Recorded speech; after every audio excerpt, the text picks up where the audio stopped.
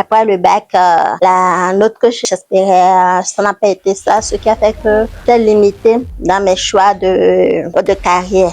Mais j'avais pour ambition de travailler dans une banque. En fait, le peu de temps que j'ai fait dans le domaine salarial avec ma vie familiale, je me suis posé des questions. Et quelles sont les difficultés que tu rencontres au quotidien? La concurrence déloyale. Je travaille avec des producteurs à qui je ne peux pas proposer un prix au-dessous de ce que eux-mêmes ils ont investi pour. Quand on entend repas de fête au Bénin, on voit tout de suite du cassoulet. Et qui dit cassoulet dit de longues heures de cuisson, de longues heures d'attente pour pouvoir se délecter. Et aujourd'hui, sur le canapé des jeunes, je reçois une belle dame qui nous a trouvé une solution à cette longueur d'attente. Elle est partie d'une découverte fortuite qu'elle a transformée en opportunité rentable et surtout en solution durable et efficace. Dans cet épisode, je reçois Raimat, promotrice de l'entreprise Dame Cassoulet, une entreprise qui fait dans la promotion du cassoulet pré-cuit. Donc, elle va nous partager son expérience, son parcours en entrepreneuriat et surtout nous parler de cette initiative innovante. Nous partager également des conseils qui pourront aider d'autres jeunes à se lancer en entrepreneuriat comme elle. Salut Raimat. Bonsoir. Comment tu vas? Je vais bien, merci Tom. Ça va très bien. Est-ce que tu peux te présenter ici? Bonsoir, je suis Raïma Tousmaro. Je suis la promotrice de Dame Cassoulet. Je suis diplômée en marketing et management des organisations. Ok, merci d'avoir accepté mon invitation pour partager ton expérience. Est-ce que tu peux déjà commencer par nous parler de ton parcours scolaire et comment tu es tombée dans l'entrepreneuriat? Comme je le disais tantôt, bon, je vais dire, j'ai eu un cursus scolaire plutôt normal. Je suis allée directement sans échec jusqu'au bac. Après le bac, je vais dire, c'est là que j'ai un peu essuyé un peu d'échecs parce que la note que j'espérais, ça n'a pas été ça, ce qui a fait que j'étais limitée dans mes choix de carrière. Mais j'avais pour ambition de travailler dans une banque. Pour ce faire, je me suis orientée dans une formation dans les sciences économiques. Je ne voulais pas trop faire un BTS et autres. C'est vrai qu'il y avait trop de formations en BTS et autres, mais j'envisageais un peu loin. Donc, je me suis orientée dans une formation en sciences économiques. J'ai plutôt choisi les marketing et management des organisations. Je fais un peu, je fais de la comptabilité et l'économie. Après la maîtrise, j'ai marqué une pause pour me marier. L'éducation qu'on a reçue un peu pour me marier.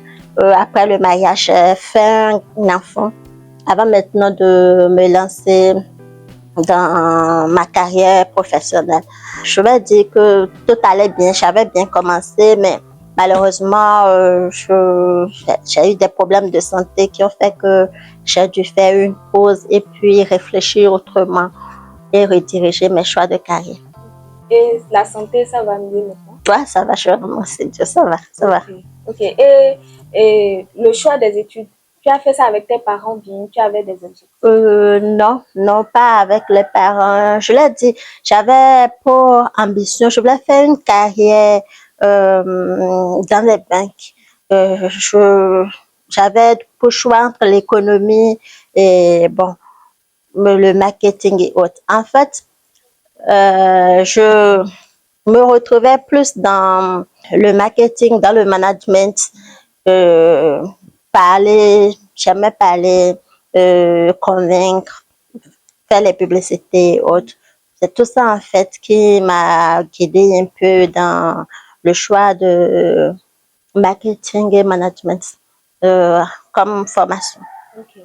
Et donc, tu as dit Après la maîtrise, j'ai fait une pause et après j'ai commencé par exercer, mais bon, j'ai dû laisser suite à des problèmes de santé. Ok. Et quand tu as retrouvé Repris. ta santé, En fait, le peu de temps que j'ai fait dans le domaine salarial, euh, avec ma vie familiale, je me suis posé des questions.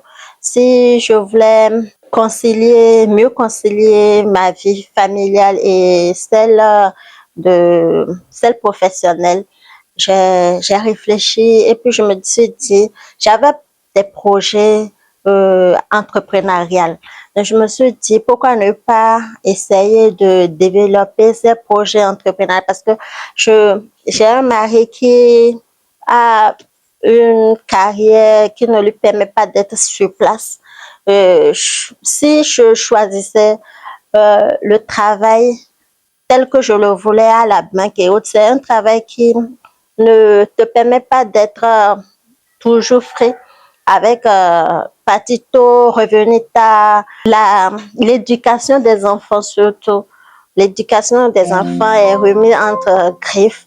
Je ne me voyais pas personnellement confier l'éducation de mes enfants à des inconnus. Je ne suis pas en train de faire tout, mais ça fait partie de mes choix. Je ne me voyais pas confier l'éducation de mes enfants à des inconnus.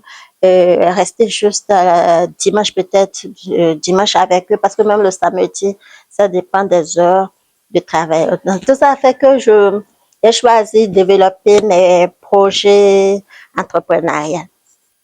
Ce qui a fait que après la petite pause que j'avais eue sur le monde salarial, je n'ai plus pensé à me lancer dans la quête d'un emploi. ok. Et quand tu as commencé l'entrepreneuriat, tu as commencé par quoi? J'ai commencé par la mode islamique. En fait, c'était ça, plus mes projets. J'étais fan de la mode islamique. Je faisais des créas, que ce soit pour des foulards, que ce soit pour des habillements. Donc, je voulais me lancer, me développer. L'erreur que j'ai commise là, c'est que je ne suis pas partie par une formation. J'avais un talent, je vais dire, j'avais un talent. Bon, parce que je n'ai plus développé c'est là, mais ça ne sera pas comme si quelqu'un qui est en train de pratiquer. Donc, j'avais un talent pour la mode islamique, pour les attachés, pour tout ce qui concernait quand même les foulards et comme ça.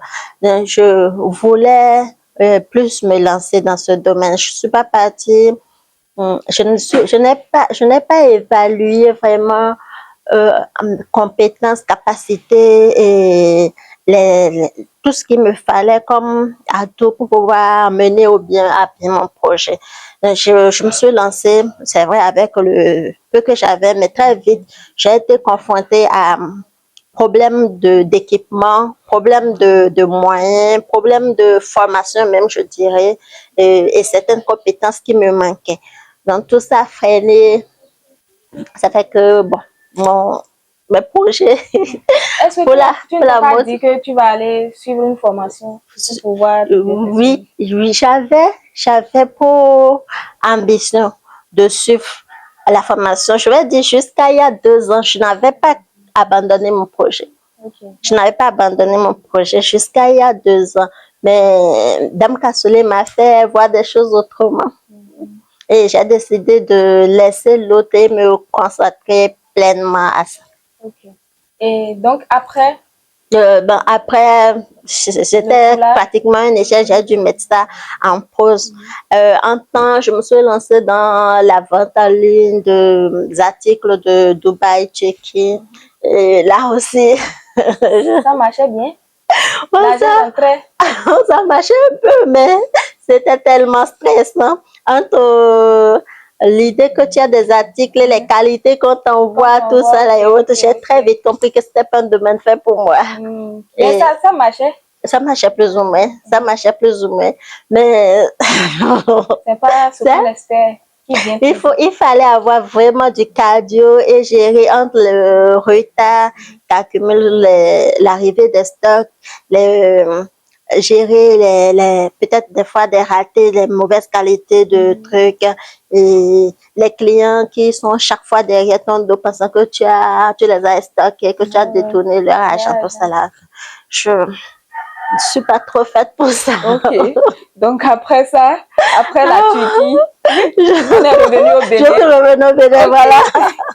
Je suis revenue au Bénin. Et c'est vrai que par un pur hasard, pour une fête de Tabaski, j'avais décidé de préparer du cassoulet. Alors, je suis allée au marché, je voulais prendre du cassoulet quand j'ai vu, la vendeuse m'a proposé deux variétés. Il y a celle que je connaissais avant, il y a une nouveau qui était tout blanc et puis très joli en fait. Je lui ai dit, bon, c'est quoi? Et ça me paraissait un peu, il y avait un écart de 500 entre les deux. Je lui ai dit, c'est quoi la différence entre les deux? Elle me disait que ça c'est un nouveau cassoulet que je peux essayer, que c'est bon aussi. Alors j'ai opté pour ce choix. Je suis allée à la maison, j'ai cuisiné, il n'y avait pas de différence avec ce que je connaissais. Moi, j'ai même bien apprécié, les voisines aussi ont apprécié. J'ai donné le produit à une voisine qui, dans leur église, un jour, m'a dit qu'il y a une dame de leur église qui a le cassoulet que j'ai produit, qu'elle a cultivé ça et qu'elle cherchait du preneur à tel prix. Je lui ai dit que tu es sûr que c'est le cassoulet que je t'ai donné, laquelle accepte de vendre à tel prix. Elle m'a dit oui. Je lui ai dit d'accord. Elle m'a présenté à la dame. J'ai pris le cassoulet, j'ai fait l'essai. C'était pareil. Okay, C'était pareil. Je me suis dit, bon, tiens, si moi j'ai dû acheter le produit à tel et que la dame accepte de me vendre ça, je peux payer chez elle, essayer de vendre. J'ai des connaissances, j'ai des amis à qui je pourrais vendre. Même s'ils n'achetaient pas moi-même, je suis fan, j'allais manger ma chose. Okay. Donc c'est là, l'idée m'est venue. Je suis allée sur Canva, j'ai concocté une affiche que j'ai balancée dans des groupes. Ma première cliente qui m'a contactée, elle a pris directement 30 kilos. Wow. Après, elle a passé une autre commande de 30 kilos. Et puis, c'est comme ça. Oui. Elle était à Boycon, oui. Ok. Elle prépare à manger. Non, après, elle les prenait, elle envoyait à Nati. Ok. Donc, c'est comme ça, en fait, j'ai commencé par vendre le produit. Et ça fait aussi qu'en temps, je suis allée dans un village où j'ai vu, ils cultivaient le cassoulet et le prix était abordable. Je suis allée, j'ai commencé par faire la publicité sur les réseaux sociaux. La première difficulté que j'ai rencontrée quand j'ai commencé par promouvoir mes produits, c'est que les dames du marché avaient étiqueté ça comme du faux cassoulet. Donc, cette perception de faux fait que les gens sont plutôt réticents à l'essayer.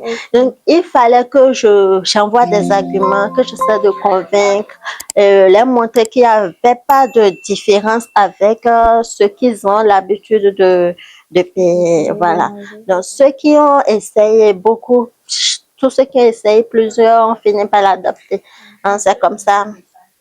Petitement, je me suis lancée dans la promotion de cassoulet. Ok. Et c'est tous ces produits-là qu'on a sur la table. Oui. Et je vois des cassoulets en bouteille. Est-ce que tu peux nous dire de quoi il s'agit? Oui, l'idée des cassoulets en bouteille aussi est venue des clients. Généralement, comme vous l'avez dit en intro, quand on parle de cassoulet, tout le monde s'attend à des heures en cuisine. Malgré que la deuxième variété que nous mettons plus en avant est reconnue pour sa cuisson rapide par rapport à l'autre. Mais le temps de devoir passer 3 heures du temps en cuisine à attendre avant de manger fait que plusieurs personnes sont réticentes à faire. Et sur le marché, il y a des versions de cassoulet pré-cuites qui sont disponibles. Mais cette version, généralement, c'est à conserver au congélateur. Et c'est vrai que la majorité, plusieurs personnes ont de congélateurs, mais tout le monde n'a pas de congélateur. Et l'autre facteur aussi, c'est qu'on a un système d'énergie qui n'est pas trop fiable, comme ceux de Aquapar sont en train de vivre depuis quelque temps, chaque fois avec des coupures. Donc, c'est pas évident de souvent stocker les produits autres. Je voulais proposer une version du cassoulet qui pourrait arranger les gens, les faire gagner du temps et éliminer cette barrière. Voilà, être accessible à tout le monde. Voilà. Et comment la conservation se fait alors? À température ambiante telle qu'elle est, vous pourriez juste déposer vos... N'avez pas besoin de le mettre au frigo. Juste garder la bouteille fermée telle qu'elle est. Vous ouvrez uniquement quand vous voulez cuisiner, puis c'est bon. Sinon, comme ça peut rester sur 1 an sans que ça ne se gâte. Actuellement, on a à une durée d'1 an. On est en train de faire des expériences pour voir si ça peut aller à 1 an 30. Bon, 1 an et demi du moins. 1 an et demi. Mais pour le moment, on a la certitude que vous pouvez conserver ça sur 1 an sans que ça ne se gâte. Ok. Et est-ce qu'il n'y a pas de produits Non, conservateurs non, non, non, non. C'est stérilisé 100% naturel. Ok, donc le produit ici, c'est le kilo. Oui, oui. Et ça coûte combien? À 2500 francs. Ok, le kilo. Oui, le kilo. Et concernant les pots, ça c'est Ça, c'est... Je vous ai dit qu'on a 2 variétés ici. Vous allez voir que les étiquettes ont les mêmes couleurs.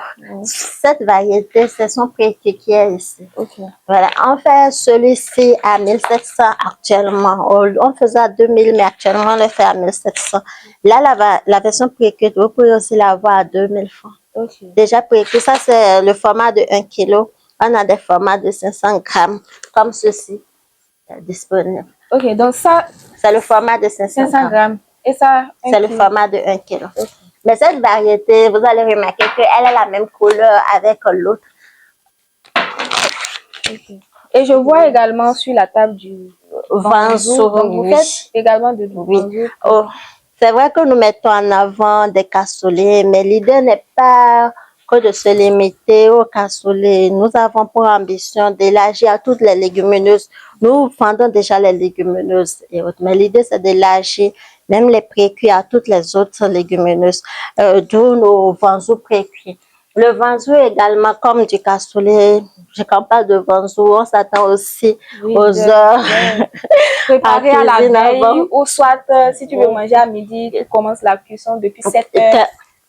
Et voilà, donc on propose aussi du vanzou précuit qui se conserve exactement comme du cassoulet sur une durée de 1 an. Vous pourriez juste stocker même à température ambiante, ça que ça ne se gâte. C'est le même prix.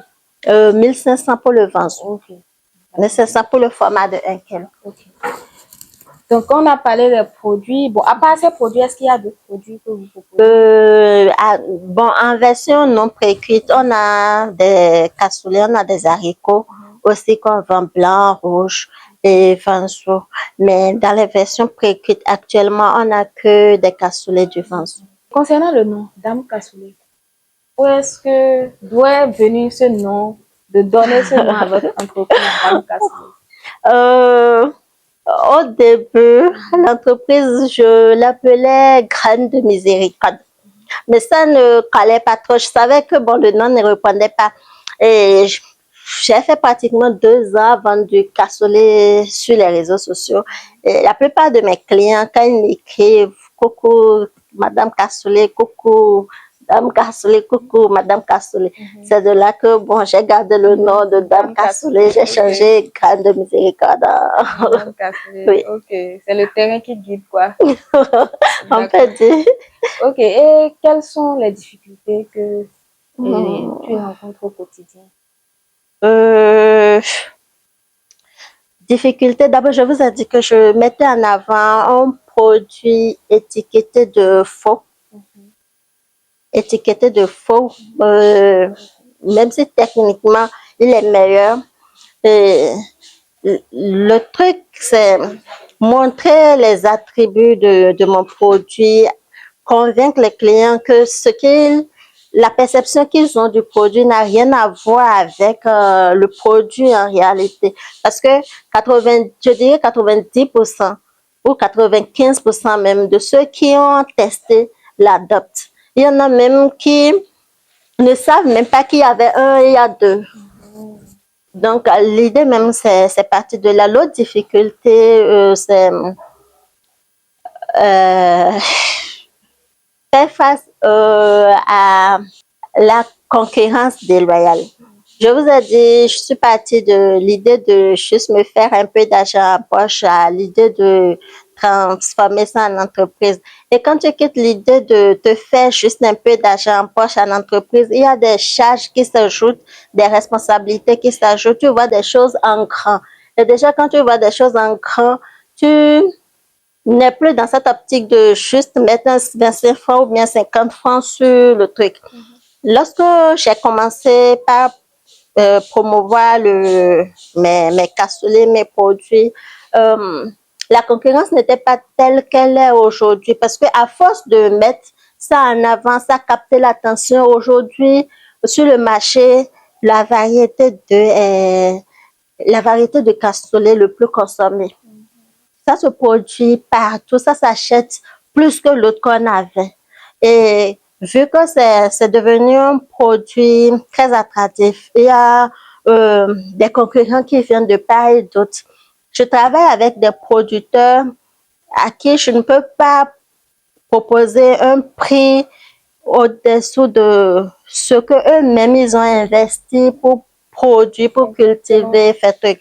Alors quand on prend déjà chez des producteurs, mis à part les charges qui s'ajoutent comme le triage, transport, les emballages, tout ça là, on doit prévoir des marges de sorte à pouvoir prendre en compte les autres taxes telles que les impôts et consorts. Ce qui est différent de quelqu'un qui se lance par exemple et qui veut qu'on dise bon, c'est juste la période de fin d'année, je veux juste vendre cassoulet, me faire un 10 000, un truc. Donc ça fait que on est toujours dans cette optique de trouver le juste équilibre entre le prix, un prix raisonnable qui va avantager le consommateur final, qui va avantager les producteurs et qui nous-mêmes va nous permettre d'être une entreprise prospère. Donc, actuellement, c'est vraiment fait face à la concurrence déloyale. Et aller avec un prix qui répond aux attentes de tous. Ou est-ce que tu voudrais élargir avec d'autres produits quelques années? Oh, bien sûr. En fait, ma vision, c'est instaurer une industrie à l'image de IRA. Okay. Vous avez vu IRA, par exemple, ils ont pu recruter pas mal de producteurs. Ils ont une association je vais dire, de promoteurs, de transformateurs et autres. Qu'on le veuille ou non, le cassoulet actuellement, c'est le repas par excellence pour notre. C'est devenu déjà notre culture en fait. Il n'y a pas fête sans truc là. Et que c'est une tradition qui se perpétue. Donc c'est un produit qui a de l'avenir, on peut dire.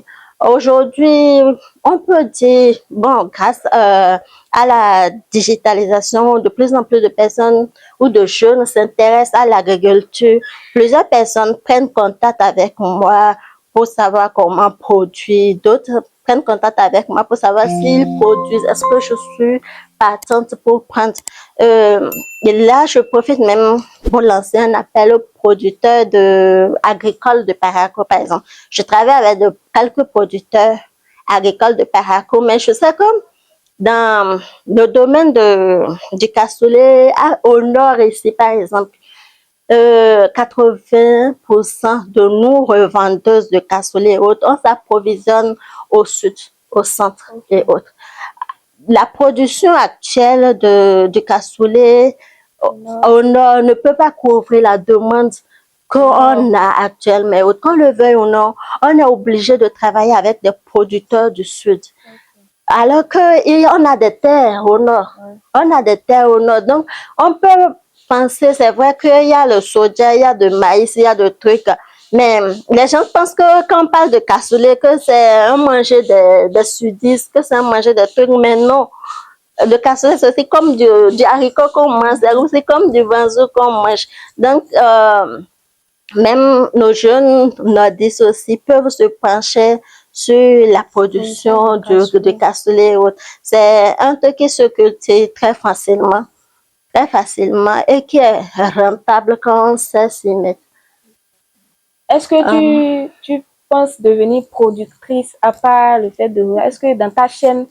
Oui, Oui, je pense bien être productrice, mais je pense plus à donner l'opportunité à ceux qui ont le savoir-faire, la maîtrise de se développer et je préfère collaborer avec eux. C'est comme je vous ai dit, je travaille avec des producteurs à Paraco ici. Ce n'est pas l'idée de prendre des terres, de me lancer dans la production qui me manque, mais je n'ai pas une formation en agronomie et je n'ai pas l'expérience et autres qu'il faut dans ce secteur. Alors, je préfère laisser quelqu'un qui est déjà dans la production agricole se charger de ça. Je fais des partenariats avec des producteurs et que je sais de faire.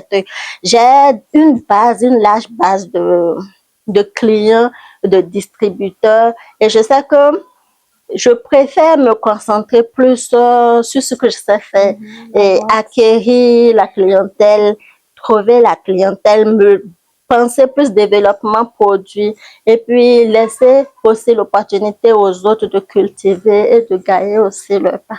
Très important. Le fait de permettre d'offrir la chance aux autres et également ça offre d'emploi ou de sources de revenus à d'autres personnes plutôt que de vouloir tout concentrer Exactement, exactement. sur soi. Et donc, comment tu arrives à gérer dans la vie quotidienne ton mariage, enfant, Euh, entreprise? Déjà pas facile, mais je peux dire que hum, j'ai eu la chance d'avoir un mari compréhensible et des enfants pas trop capricieux. Et puis, l'environnement. En plus, mon produit est tel que je suis pas... c'est un truc qui vient pratiquement saisonnièrement. Je fais... Il y a les périodes, on sait qu'il y a de fortes demandes d'affluence. Et dans ce genre de situation, j'essaie de mettre un peu la vie familiale un peu entre griffes et je me consacre plus à l'activité. Quand je suis débordée et autres, s'il faut envoyer les enfants chez maman, je les envoie chez maman. J'ai la chance, papa n'est pas là. Je dirais une chance parce que avec ce que je vis souvent quotidiennement et autres, s'il était présent et autres, je sais que j'aurais des difficultés à répondre chaque fois et autres. Mais pour le moment, j'arrive à me gérer. Surtout, j'essaie de déloger ce que je peux pas gérer. Quand il faut, je vois que au lieu d'économiser 3 000 francs sur un sac pour le triage ou un 5 000 sur un sac sur le triage et passer 2 jours à trier un sac, je préfère payer un 5 000 pour qu'on me trie le sac. Je prends mon temps pour me concentrer à la publicité de mes produits, à acquérir des clients, à développer à faire la suivi des clients et autres. Ce que je peux gérer, ce que je sais mieux faire, je me concentre sur ça. Ce que je peux, comment je vais dire, déléguer, voilà. J'essaie de me débarrasser de ça. Mais côté production, je m'assure que ce soit moi-même qui gère la production. Je laisse les aides m'aider pour les bouteilles, pour les trucs et autres, mais je vérifie toujours avant l'utilisation finale que le processus est suivi parce que avec les précuits, par exemple, c'est très délicat. Il suffit que la bouteille soit peut-être mal stérilisée, le produit final ne va pas répondre et tu vas penser que la stérilisation peut-être a pris, mais c'est autre chose qui va se présenter au niveau du client. Donc, je tiens toujours à la qualité finale de ce que je présente. C'est comme aussi avec les triages. Même quand je confie la plupart du temps des triages et autres, avant d'envoyer de stock, que ce soit à Cotonou ou bien d'envoyer de stock prêt à emploi à un client et autres, je m'assure que ce qui est là répond aux normes. Et Est-ce que tu as une fois fait face à cette situation où le client a ouvert la bouteille, il a été désagréablement suivi? Oui, oui, j'ai une fois fait face à une situation où euh, j'ai fait la production et puis Après ouverture, le client trouvait le produit fermenté. Le client trouvait le produit fermenté. Ce qui a fait que j'ai essayé de revoir tout le processus de fabrication. Dans le même lot avec les mêmes conditions, il est arrivé qu'une bouteille soit différente des autres. Voilà. Sur tout le lot, il est arrivé qu'une bouteille soit différente de l'autre. J'ai jusque-là essayé de voir les causes probables. Et la seule explication adéquate que je suis en train de voir qui soit raisonnable jusque-là, c'est que la bouteille avait déjà de problèmes avec la bouteille même. Okay. Voilà, il y avait déjà de problèmes avec la bouteille même. Ça fait que déjà même au niveau de la stérilisation de la bouteille, ça n'avait pas pris. Et au niveau de la stérilisation du produit final aussi, ça n'avait pas pris. Ce qui fait que actuellement, on est en train de faire des tests avec les haricots blancs aussi. Le travail avec des haricots blancs, c'est différent du travail du cassoulet, du travail du vanzou. Il m'est arrivé de faire une production de vanzou et de tout mettre à la poubelle parce que oui, parce que j'ai suivi le processus comme du cassoulet, mais à la fin, ça n'avait pas donné. Les graines sont plutôt grosses. Le temps de stérilisation est différent et les températures et autres. Et puis, les conditions, j'ai eu le temps d'étudier. J'ai fait pratiquement 5 ans avant de cassoulet. J'ai eu le temps d'étudier ça de long en large, contrairement au vanzou et autres. En plus, je maîtrise très bien mes producteurs de cassoulet. Je maîtrise les produits qu'ils m'envoient et autres. Ce qui est différent en fait du vanzou. Le vanzou, par exemple, qui a été conservé avec des produits chimiques et autres que tu ne maîtrises pas, que peut-être tu prends, tu fais la production avec des précures, ça ne va pas donner. C'est un peu ça. Chaque légumineuse avec ses caractéristiques.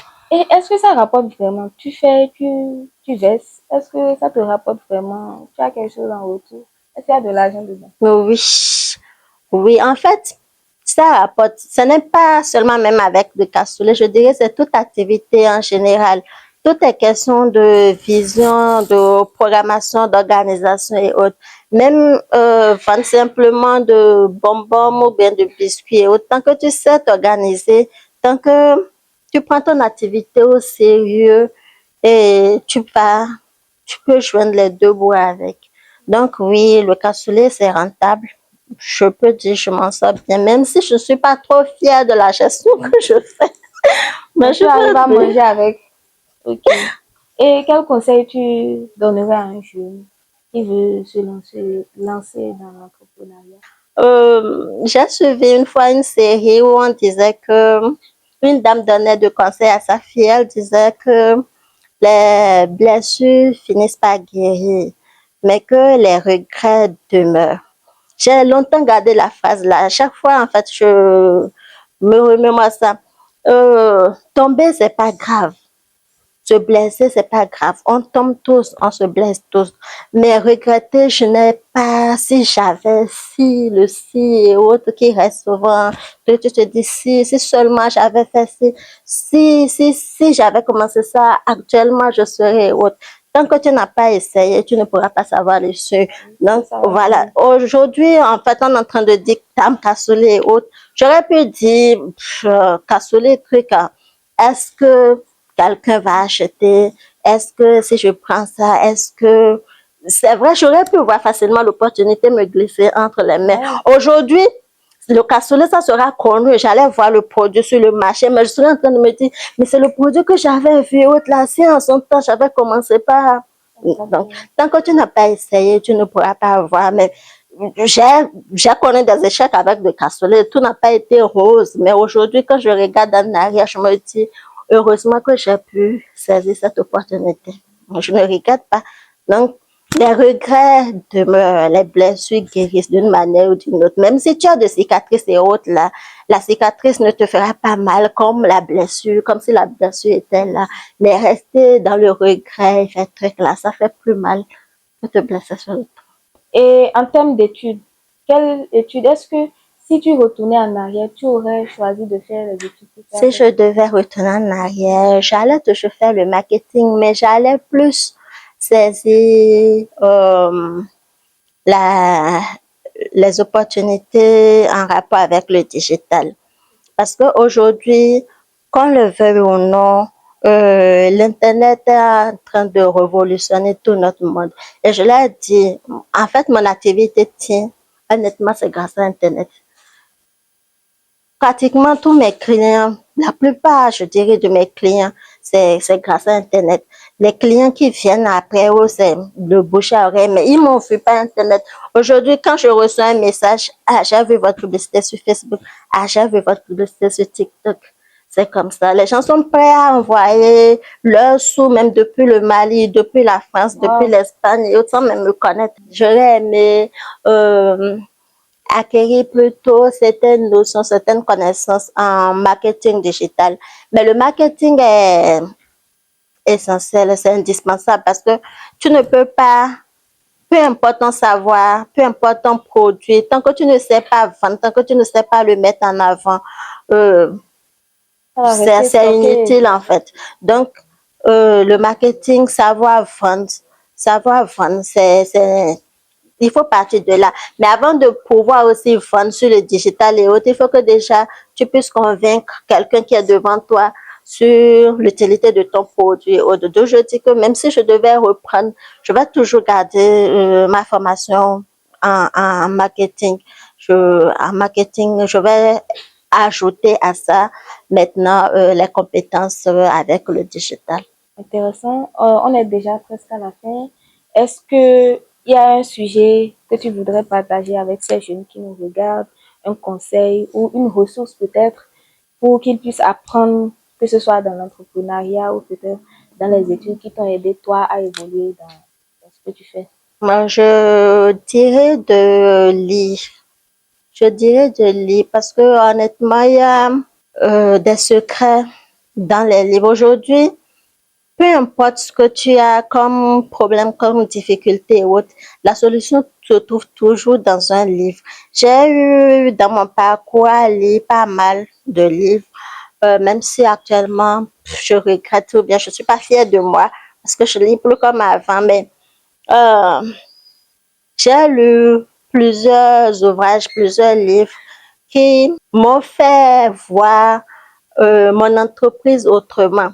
J'ai eu la chance de suivre certains experts aussi sur les réseaux sociaux dans le domaine de la vente.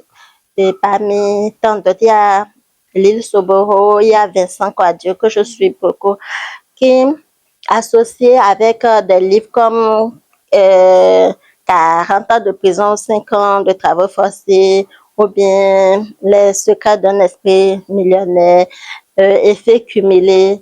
Il y a tellement de livres, tellement d'ouvrages aujourd'hui que vous pourriez même trouver chez des vendeurs ambulants à 1500, à 2000 francs. Des livres qui ne datent pas d'aujourd'hui, mais qui sont vraiment des sources ou des ressources, oui, pour tous les, voilà, pour tous les jeunes. Ne pas passer le temps avec les réseaux sociaux. C'est vrai qu'il y a des trucs sur les réseaux sociaux, mais filtrer au mieux les contenus qu'on regarde.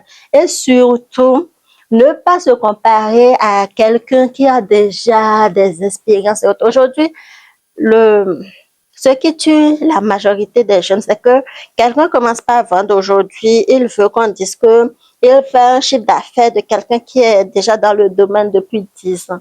Ce n'est pas possible. Peu importe les ressources que tu as apportées, peu importe les préparations, les notions que tu penses que tu as acquises, celui qui est dans la pratique et autres a toujours un avantage. Depuis des années, a toujours un avantage que toi.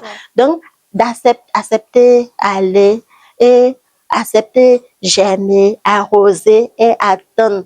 Surtout quand tu te lèves et que chaque jour, je disais que parmi les livres, il y a 40 ans de prison ou 5 ans de travail forcé.